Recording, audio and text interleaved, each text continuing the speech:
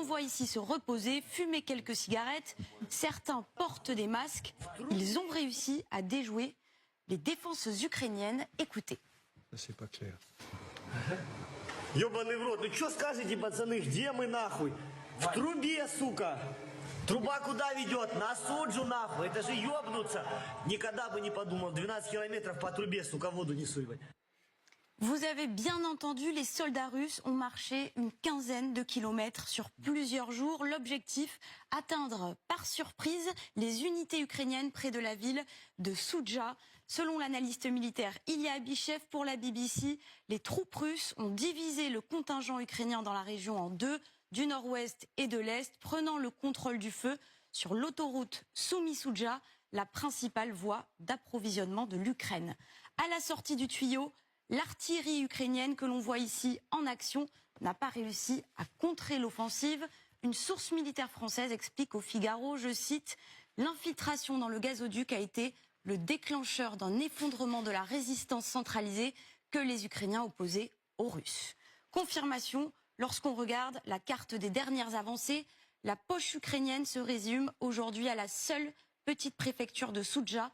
On parle de 200 km².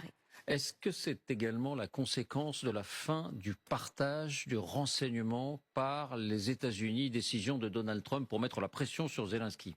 Eh bien, l'ISW, l'Institut pour l'étude de la guerre, pose en tout cas la question, la corrélation temporelle entre la suspension du partage des renseignements américains avec l'Ukraine et le début de l'effondrement du saillant ukrainien de Koursk par la Russie est remarquable.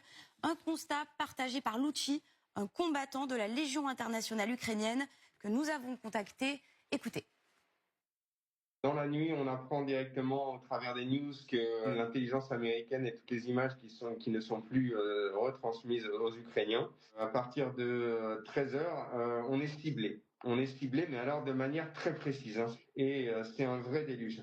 À partir de là, on a beaucoup de nos positions qui sautent elles aussi les unes derrière les autres. Cette attaque est claire, hein, c'est vraiment très très rapide. Hein. Et nous, à partir de là, on doit évacuer nos positions et on n'a aucune information, on n'est plus reliés. Merci Marion et merci à Lucille de Villers qui nous a permis de rentrer en contact avec ce soldat pour ce témoignage. Alors là, directement sur le front, qui est très intéressant. Un vrai déluge, dit-il, au moment même ou quelques heures après la fin du partage du renseignement américain. Vous pensez que ça a pu avoir un rôle important, général? Oui, alors le rôle important d'abord, ça a été les frappes de drones et de missiles. Parce que en fait, le renseignement américain permettait d'avoir l'alerte avancée, ce qu'on appelle l'alerte avancée, c'est-à-dire les avions